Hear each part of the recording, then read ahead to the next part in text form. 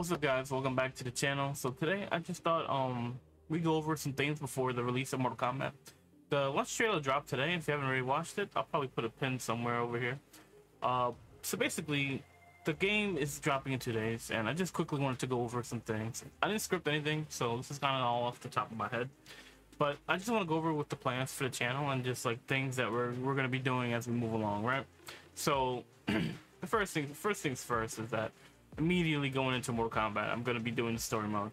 Obviously, you guys know I cover a lot of the lore type of stuff with the Face Yourself series, which will continue as normal, but we'll probably put it on the back burner for like a week or two once the game releases, and then we'll go back to it after that, until we can get the invasion mode and the story mode completed. And then we'll also be sprinkling 1v1s as well during the streams. So as if you guys don't already know, I stream on Twitch. That's where I typically play Mortal Kombat and any of the other games, Texas Chainsaw, Naraka Blade Point. But the majority of the gameplay you'll see there now is going to be the Mortal Kombat 1 game. So like I said, Face Yourself is still going to be around, but we're going to be doing the story. We're going to do invasion mode. We're going to be doing reactions. We're going to be doing different types of content on the channel for Mortal Kombat. I'm gonna be trying to do I have like a excuse me, I have like a bunch of ideas I want to like do and just like kind of like figure out how to put them on the channel and stuff, because like a lot of the stuff that I've been putting out now, I've been kind of really safe with. Like I've done the Face Yourself series just because like I know a lot about the lore and stuff like that, and then like this is little things I'll research just to know it. But I played Mortal Kombat since it first came out in 1990.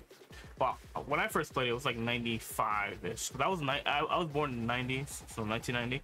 But you know, my first time I got my hands on it was in 95. I played the original Mortal Kombat 1, and then I got into 2, 3, and all the rest of them.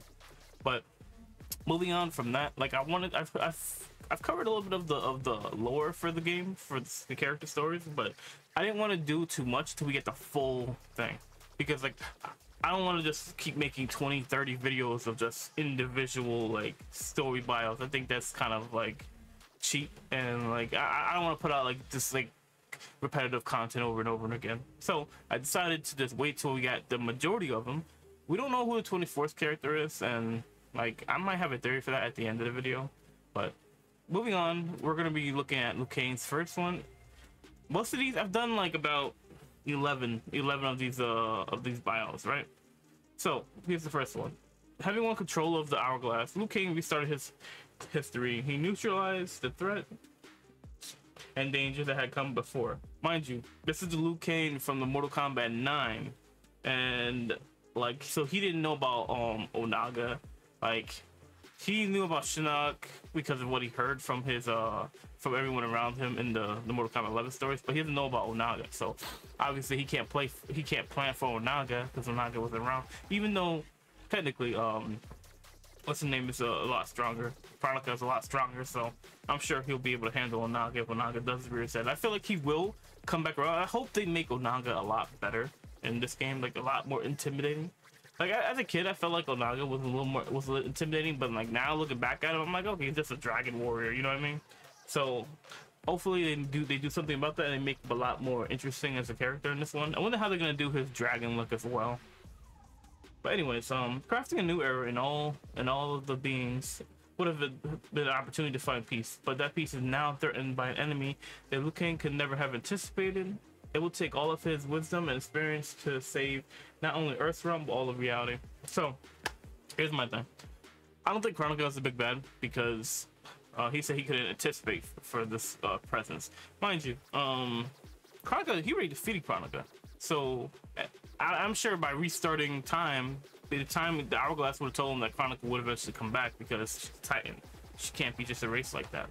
So maybe it's an entirely new enemy, and I'm thinking like more than likely it's gonna be Onaga, obviously, because that's the logical choice. It has to be Onaga, because he never met Onaga in his timeline and all that stuff.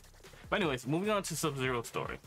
As Lin Kuei's Grandmaster, Sub-Zero leads his ancient warrior clan in the defense of Earthrealm from external threats. For centuries, it has been their solemn task. Excuse me, I got a little bit of allergies. But Earthrealm has been threatened in generations, and Sub-Zero sees no point in limiting his plan to preparing for dangers that may never come. Under his leadership, the Lin Kuei will come out of the shadows and fight first place in one of Earthrealm's great nations. So my problem with this version of Bihan is like like it's not the last version of Bihan, you know what I mean? Like it's like they fused Noob Saibot and then Bihan's personalities together, and this is like who Bihan is now. Because like in the original timeline, Bihan wasn't evil. Like he did evil things because of the clan he was under. He wasn't the leader of the clan. He was just a warrior of the Lin Kuei. So anything that Sector and his father would say for him to do, he did it. So yeah, like he was assassin and all that stuff, but he wasn't necessarily. I don't see him as completely being evil. So like this kind of them infusing his personality with Noob Saibot. Like you knew that there was gonna be a point where Scorpion and Sub-Zero were gonna fight. They're gonna fight. Like I don't care how good they are now. They have to have that confrontation before they can truly have peace. It's like what happened in the original Mortal Kombat storyline in Mortal Kombat X when Sub-Zero Scorpion finally hashed it out and squashed the beef that they had from both clans for like whole clanhood. Because obviously, if you guys don't know, the Shirai Ryu came from the Lin Kuei. Like they were a fraction piece. One of the people, Takeda, I don't know what his last name is, but Takeda, he branched off the Lin Kuei and he created the Shirai Ryu, which the Shirai Ryu is a more honorable clan because you know, they're more of like they practice being ninjas and stuff like that. Like they practice of like more protecting than going and murdering. So to me, like you're bound to see these two get into a fight eventually. So, but then like even further proof when you read Scorpion's Kuai Liang's Scorpion sub-bio. So like his cherished father, Scorpion's dedicated to the Lin Kuei. Before we continue, I hope they show us who Scorpion's father is. Scorpion Sub-Zero's father, because I really want to know who it is. Is it just gonna be some kind of NPC piece, or could it be Hanzo Hasashi, and then he comes back in new? There's so many different things that they could do with Hanzo Hasashi, him being such an unknown in this storyline. But it would be very odd to see him be the father of Bihan, considering they were mortal enemies back when, you know, in the original timeline. But anyways, he dedicated his life and its defense of Earthrealm. When his father died, Scorpion was bereft. Though he took pride in knowing that his brother Sub-Zero would succeed his father as the Lin Kuei's Grandmaster, but Sub-Zero's unprecedented moves to cast the Lin Kuei's traditional duties off have frozen Scorpion's enthusiasm. He fears that he may one day have to battle with his brother for control of the Lin Kuei's legacy. So obviously this is gonna happen. They're gonna fight. Sub-Zero, like his intros, like the way he's been in the story, it's too much. Like there's too much leaning towards a confrontation with the Warriors of Light with Sub-Zero. I feel like he's gonna branch off of the Forces of Light and then join up with Shao Kahn and Reiko. Like I don't want that to happen, but you know, this is kind of what's gonna happen. Like if you look back at like okay, I hate to use this, but the Mortal Kombat movie that just came out a few years ago, Bihan was fighting with Shang Tsung and Rico and Melina and all those people trying to defeat the Forces of Light. So I feel like they might be, I won't say to use that story, but like they're definitely getting inspiration from that story. So I feel like that's what's gonna happen. Scorpion will take control of the Lin Kuei, like Kuai Liang does in the original timeline. In every iteration of the timeline, Kuai Liang's the Grandmaster. So even if Sub-Zero's the Grandmaster right now, that's probably not gonna stay overall. And I just always thought it was funny because like in the original gameplay trailer and a bunch of the trailers, you don't see like Sub-Zero doesn't carry the Dragon Medallion, like, and like Scorpion carries the medallion right here. So I always thought that like maybe it was just saying that to full face. I thought that Scorpion was gonna be the one with the control of the Lin Kuei, but you know, I could be wrong. We'll see when the story comes out. Even though they constantly keep saying that he's the Grandmaster, like I don't think he'll be the Grandmaster at the end of the game. Let's say that. I'll say that. Kitana has one purpose in life: to aid and protect her older sister Melina as she prepares to rule Outworld one day. Still very weird to see that. The steady hand Kitana ignores the calls of those who advocate that she should replace her impulsive sister as her heir. Instead, Kitana will defend the realm by fighting to make Melina the best empress possible. She will also fight to hide the dark secret that could end her sister's reign before it begins. So let's talk about that. In the beginning of the story, obviously Melina isn't she isn't the one that she isn't she isn't like Tarkatan. She's a regular human, just like Kitana, and I feel like the same things that happened in the previous timeline are happening again. Why are they happening again? Because of Chronica. Chronica is making everything that happened in the past happen in this timeline again. Who affects Melina? Probably Shang Tsung. If we're being honest, like Shang Tsung, it would just make the most sense that it'd be Shang, because like if you're gonna continue with what was happening, Shang is like Chronica's puppet right now.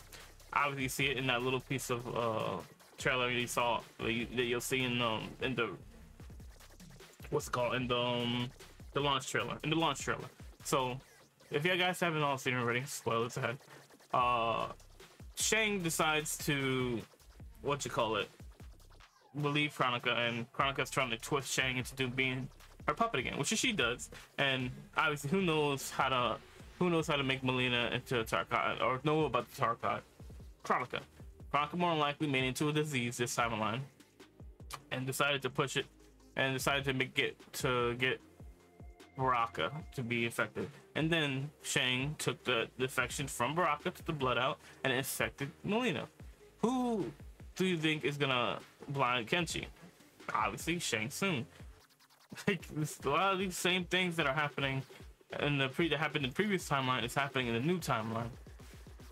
But anyways, that's enough of me ranting. Like many stars before him, Johnny became addicted to his fame. He came to measure his self-worth by his fans' adoration and their praise of him on social media. Super weird. It's like he has the personality of Cassie right now. It's weird. But with his star now fading, Johnny is fighting an uphill battle to remain relevant. He joins Liu Kang's Earthrealm champions, hoping that this will provide his career and his fame a desperately needed boost. So if we're talking about his career, in the original timeline, Mortal Kombat, was it Deadly Alliance? I think it was Deadly Alliance, reinvigorated Johnny Cage's career based on, like, you know, the ending of Mortal Kombat Deadly Alliance. He made the Mortal Kombat movie, blah blah blah blah. He got money and stuff like that. His fame came back to normal. So I don't know, maybe do something like that where Johnny Cage needs to fight in a tournament to get his fame to go back up. Honestly, it's a very generic Johnny Cage bio. Nothing like super crazy or different. Like, I feel like Johnny Cage hasn't really changed that much, if I'm being honest. Okay, Kenshi Takahashi. Now, Kenshi is obviously one of my favorite characters. His story has always been really good. So once of ancient Japan most honorable families, the Takahashis were decimated in battle. They lost everything, including the emblem of their power, the revered sword Sento. Those who survived joined the Bakuto, a predecessor of the Yakuza, for its protection. Now, him being Japanese, I don't know if they ever talked about his actual ancestry in any of the original games. Like, even when I was reading the bios from the original Mortal Kombat Face Itself video I made about him, I don't remember seeing anything about him being Japanese or anything. The only type of ancestry we got from anyone in his family was his mother being a Thai woman. So him being Japanese, it kind of makes a lot of sense of why him and and Scorpion was able to get along so quickly, because of how they're both from Japan. So obviously, you know, they have that kindred shit in their race. I don't know. That's why I assume why it was so much easier for him to get to talk to Scorpion. You know, them having that in the same thing, they could, like, I guess, coincide with each other. Anyways, 5 centuries later, Kenshi is raised on the stories of his ancient family exploits. Detesting his corrupt Yakuza life, he plans to free the Takahashis from the Yakuza grasp and restore their name. Now, 500 years ago, if we're going by the original timeline, 500 years before the tournament, what happened? The Great Kung Lao was defeated in the Mortal Kombat tournament. So, if we're going by that standard, I feel like around the time the Great Kung Lao got defeated, the Takahashi's lost as well. And maybe a Takahashi had fought in one of the Earthrealm tournaments. Like, maybe like he was part of Liu Kang's champions back then, and like their defeat kind of like led to I don't know how the lore is gonna work in this game, because in the original one, obviously the person who got defeated got killed, blah blah blah blah.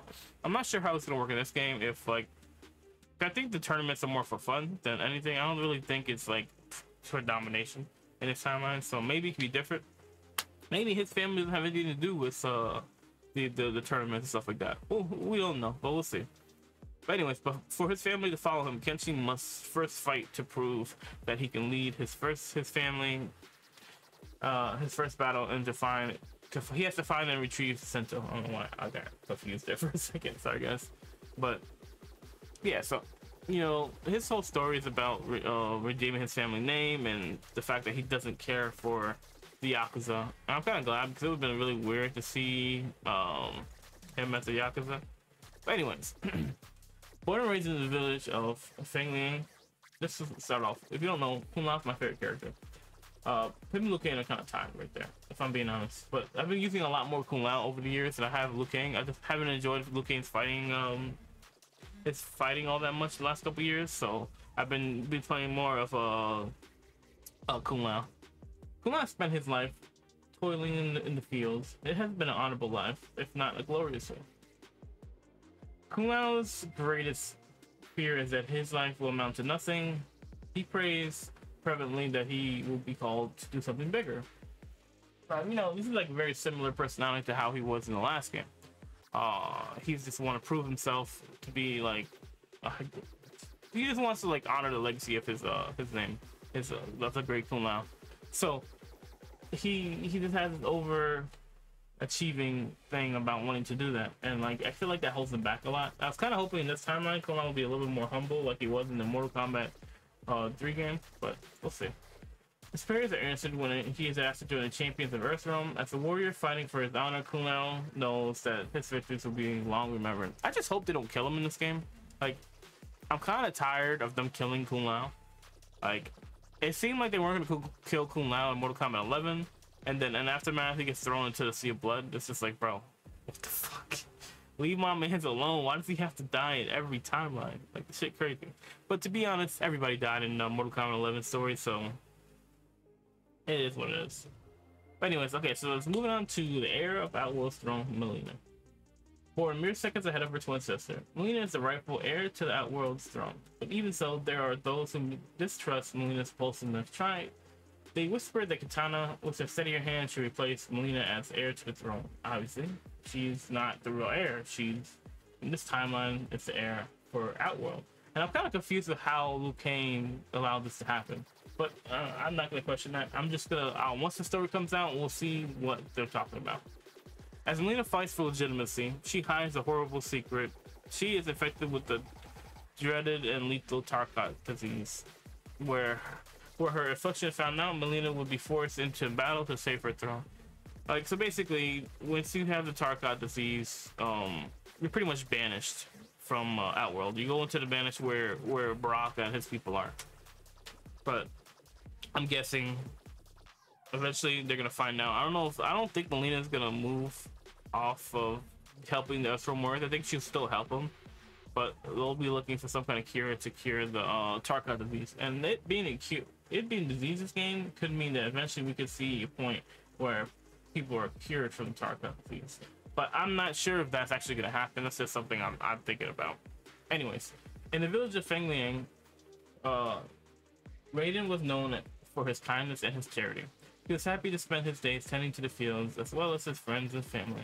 Very much like Liu Kang, honestly. So when he's asked to leave Fengliang and become one of Earthrealm's champions, Raiden hesitates, but he soon realizes that to best serve his village, he must join them.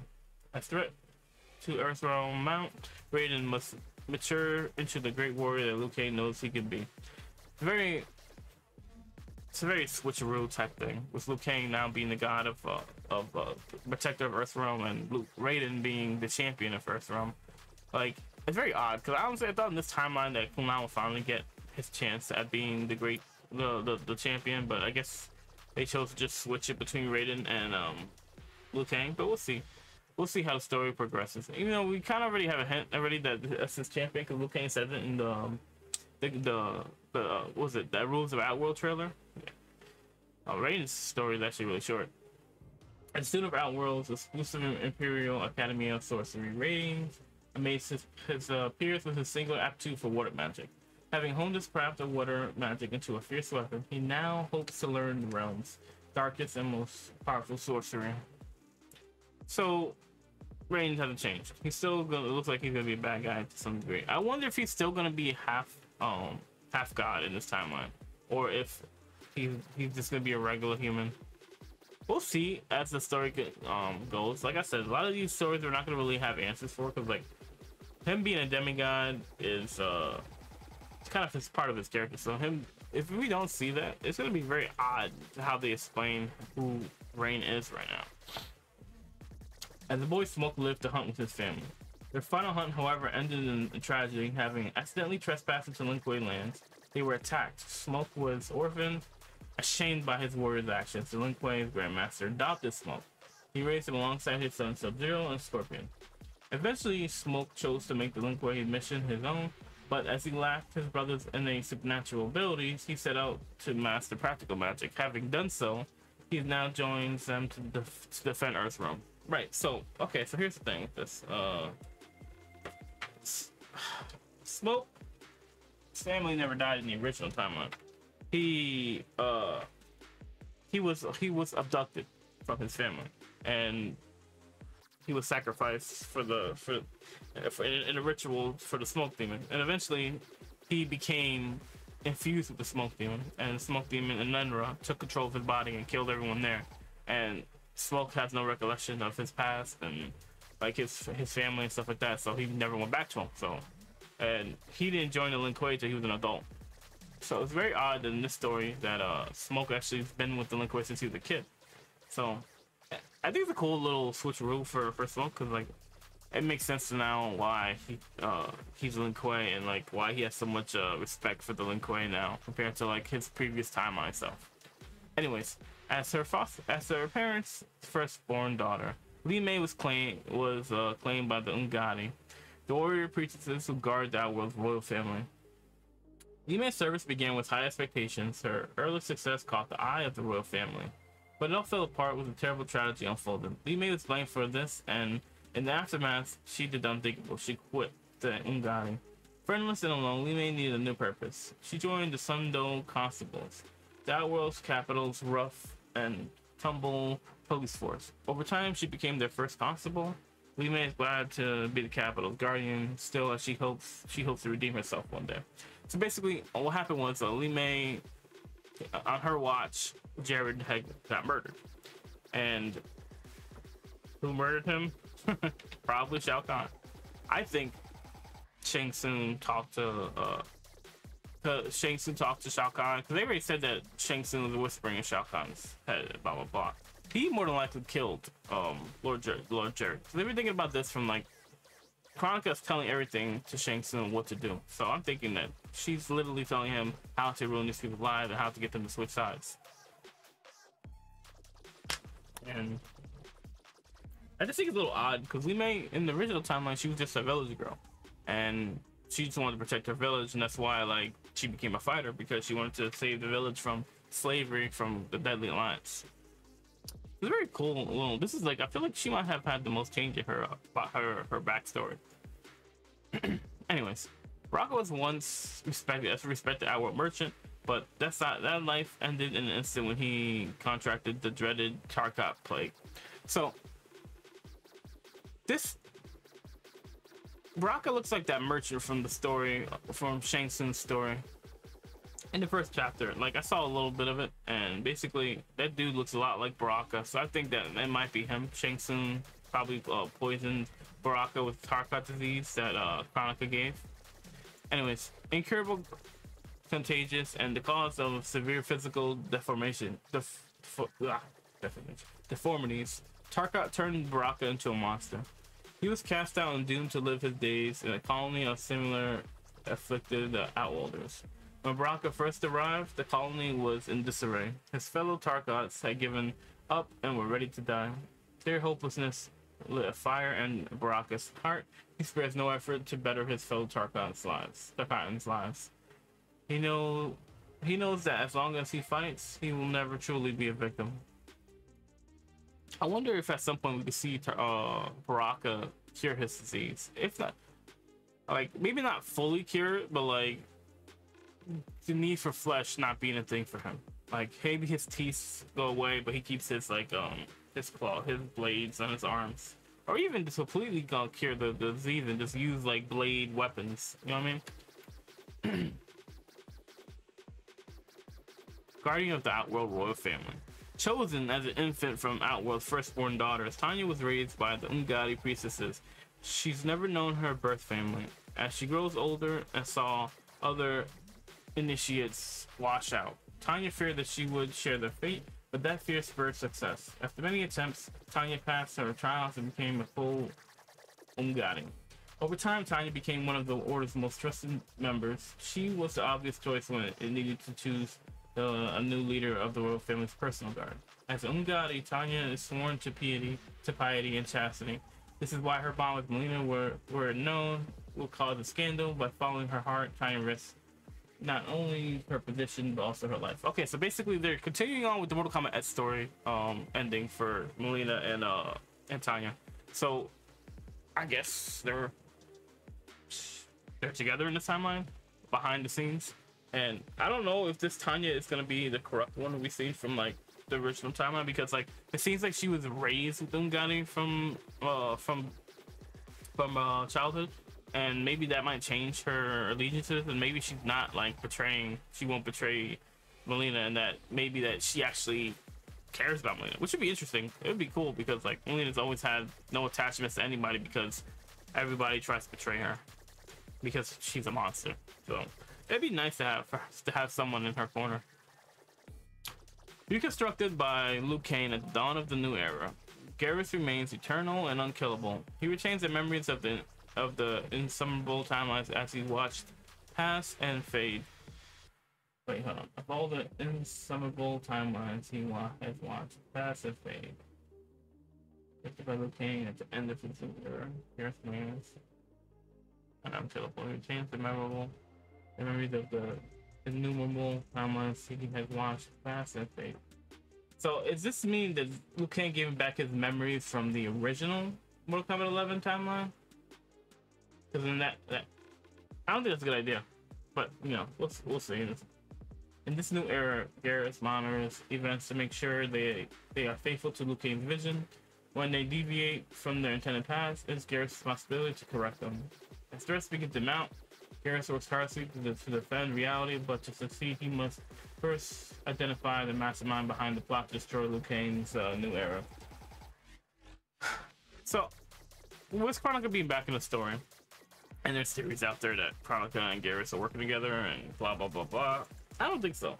Like, I feel like this version of Garrus, okay, I guess it depends. If this version of Garrus remembers the old timeline and his memories are being created by Kronika, see, this is different because it says Liu Kang reconstructed Garrus, so this might not be the same Garrus. This could be a different version of Garrus that doesn't have memories from his time with Kronika, which, in my opinion, if that's true, then I don't see him betraying Liu Kang. But if he does have memories of Kronika, then he could betray him. But what if Kronika could also implant the memories from the original Garrus into this new Garrus? That could also be a thing. I don't know. There's a lot of questions I have about Garrus, because like, I feel like he could betray Liu Kang if Kronika could get into his mind and just show him that it was her that created him. And my thing is, how the fuck is Kronika alive? Kronika got shattered into a million pieces by Liu Kang. But I guess it is what it is. Reptile is a Sateran, one of the reptoids, reptiloid, is that how you say it? I want to say it's reptiloids race, which lives in Outworld's fringes. Like other reptiles, the Terran can camouflage himself, but Reptile possessed a unique mutation, one which allowed him to shift shape into a human. Bullied mercilessly by the other Terrans for his ability, Reptile left home to make his future elsewhere. Now, if you guys already know, the reptilian race actually came from Earthrealm. They came from Earthrealm and they migrated to Outworld during the original fight of Raiden and Shinnok, like the fight where he betrayed the Earthrealm. His people moved on to Outworld because the battle was too intense for his people and destroyed where he was. So it's actually pretty cool to see that. I don't know. I guess in this timeline, people might have just existed in Outworld from the jump. We'll see though. Havoc's bio, I feel like, is a lot different compared to the other ones. Cause like I've read this one a little bit. Citizen of the realm of Sato, Havoc is sworn to take down the oppressive regime and free his people. Their order is prioritized above all else. Law-breaking is met with strict punishment. Citizens live in a strict, regulated caste. As a member of Sato's lowest caste, Havoc has neither right nor privilege. He sees with anger and injustice. When he is brutally punished for a minor crime, Havoc finally decides to act. He sets out to destroy the Sato's regime and replace it with an anarchist utopia. Once he breaks Sato's social order, Havoc will free citizens. Together they will live in blessed anarchy. So, is he evil? I don't know. Like, it seems like he got the backstory of Darius in this game. Like, because if you know Darius was a part of the resistance of Sato. It seems like they kind of fused that into Havoc's character in this timeline. I guess it gives it more personality, especially with Darius not being an actual playable character. I mean, he's a cameo, but he's not nothing more than that. So it's gonna be interesting to see how his character unfolds. I wonder if we'll see him become the corrupted character he is now. I hope they do that. Like, I hope they do that for all the characters to show the backstory of how they became who they are. But we'll see as the story continues. Anyways, I just did Ashura. But we'll go over it anyways. As a demon, all Ashura knew was pain and violence. She assumed all beings in their realms lived as she did. But once she journeyed outside of the nether realm, she realized her error. Other realms were places of beauty and peace. She would not aid in their defilement. Instead, Ashura fled from her sister demons. Along the way, she found an enchanted crystal. It was a demon slayer, which she used to finish off her pursuers. She was stunned to discover that using the crystal to destroy evil was purifying her soul, and that if she continued to do so, she could free herself from the nether realm. Ashura senses that her final absolution is near. Once achieved, she will finally enter the light. Now, if you know anything about Ashura's story from like Mortal Kombat Deception, she found the blade, the crystal blade, because it was pretty much the same. She didn't agree with Quan Chi's orders and decided that it would be better for her if she just like got away from Quan Chi and just wanted to get away. So she thought the Chris was a holy weapon. It was not, right? So the actual name of the sword was the Datusha. The Datusha basically is a vampire slayer, and the previous wielder of the Datusha was a vampire person. I forget his name off the top of my head, but he basically went on genocide, killing many because he was corrupted and couldn't break free of control until it was too late. He broke free eventually, and then decided to go to another realm and kill himself, trapping the sword there away from the vampire people. And the vampire people rebuilt, but the sword is out now. After she leaves another realm after her fight with Side by Smoke. During Armageddon, she goes to the vampire realm, and she starts slaying massive amounts of vampires, to the point where Natara had to get her to follow her through to Edenia to go to the realm where they were about to do Armageddon, because Natara wanted to use that power to defeat Ashura and destroy the sword once and for all. So Ashura she wants to become a being of light, but instead is corrupted and controlled by the sword, and eventually she gets into a fight with some Natara, and that's how it is. It kind of sucks because Ashura's story was going so well, and like she was gonna become this good guy after turning on Quan Chi. She was basically gonna do what a lot of people felt Serena should have done, and instead she becomes fully corrupted by the weapon and just moves on with her life. Anyways, okay, moving on to Sindel. When Sindel ascended to Outworld's throne, she worries that she was ill-prepared. Added to her stress, her impeding arranged marriage to Gerard, an Outworld noble, forced into placate a rebellious region. Sindel could only pray that he was worthy. To Sindel's delight, Gerard proved to be an ideal partner. Her early reign marked the start of a new golden age. Sindel then welcomed her beautiful twin daughters, Melina and Katana. She thanked the gods and with her charmed life. And it's funny, I think that Melina is actually Gerard is Melina's dad. It's weird. That's weird to think about. But anyways, but Sindel has counted her blessings too quickly. When Gerard was murdered, Sindel's heart was broken. Smelling weakness, factions formed to challenge her rule. As the enemies conspire, Sindel fights to protect her family and her empire. She will do whatever it takes to defend her daughter's birthright. I like that they went back and changed Sindel's story again. And back to the original one where she was a good guy. And they need to keep this shit. Don't change this shit again, bro. Because that bullshit story from Mortal Kombat 11 was a blemish on her character. She should have never cared about Shao Kahn. Like, Shao Kahn destroyed her kingdom. Shao Kahn was a part of a lot of atrocities that took her realm from her. If anything, she should fight against him for her right to rule. But it is what it is. They made their story. Yada yada yada. Okay, now the Supreme Commander of Outworld's army, General Shao, or Shao Kahn. Born into a proud military family, Shao was expected to become a soldier, but he was a sickly child, though brilliant and eager, had an infirm body. Shao's disability infuriated his father. He dismissed his son's physicians and designed an extreme program to build his son's strength and endurance. Years of toil molded Shao into a physical colossus and forged with him an iron will. And as his father had promised, Shao became the perfect soldier. His brilliant tactics and relentless effort won Outworld's many victories and him much fame.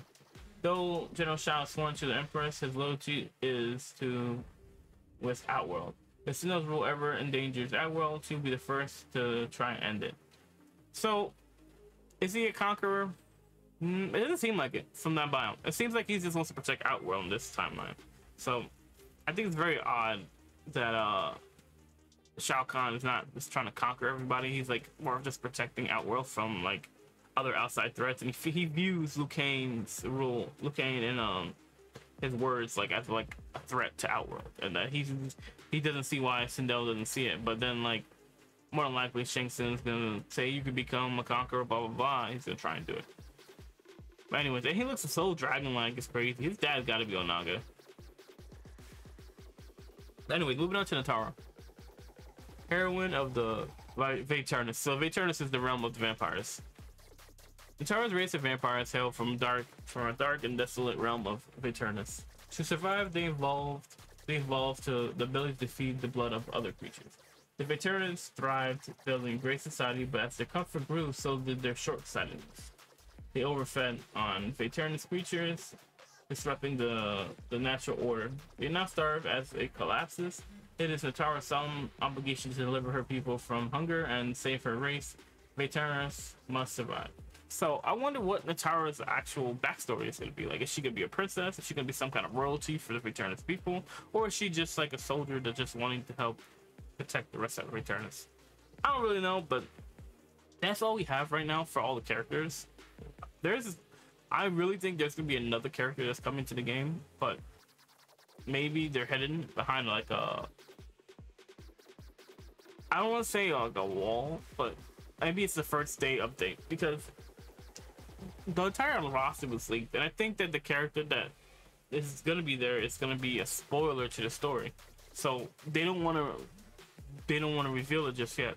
So maybe it's Sonya, or it could be Jade, or Noob Saibot. There could be a bunch of different ones. Like, I'm hoping it's Sonya. I don't even care if she's a bad guy. Like, I want Sonya in the fucking game. Like, I don't care like if she's a bad guy or not. I just want her to be in the game.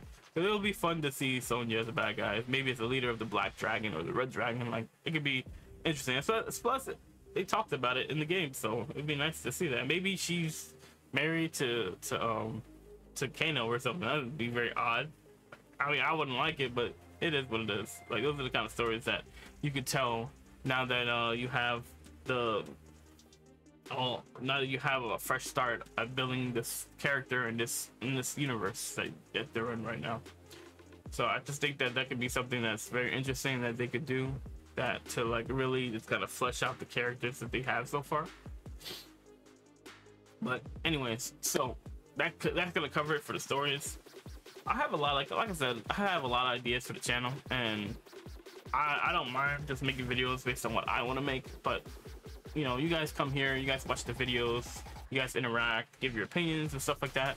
So you know, if you guys have any ideas or anything you guys want to see me do, because like I'm gonna be doing reactions, I'm gonna be doing guides, I'm gonna be trying to fight in tournaments and stuff like that, because I plan on trying to compete in this game. And I just found out because I watched a Tweety video, you know, shout out to Tweety. He was talking about how like the Mortal Kombat scene is really the heaviest in New York and New Jersey, which I did not know, and a lot of you guys don't know, but I'm from New York. Like I live right, I could go to Jersey, I can drive to Jersey if I wanted to, but like I didn't know that it was such a prevalent in New Jersey. So after speaking with him, I'm gonna try my hand at competing. Once I get good enough, I'm gonna be practicing every day, and I'm gonna compete. And so like I want to start getting into the scenes where I go to Evo and stuff like that. Like I've always wanted to do that with Mortal Kombat. I wanted to do that since Mortal Kombat 9. Excuse me, but I didn't have the money or the time to do it because I was working a full-time job. But now I have the time to do it, and I have friends that are gonna be my practice partners. So I think I'm gonna take a shot, and I'm gonna try and do it. Like I don't know, like I'm a little nervous about it because like that's like something I've wanted to do for a while and I just couldn't do it. But now that I have the time, I'm able to try and compete with these events.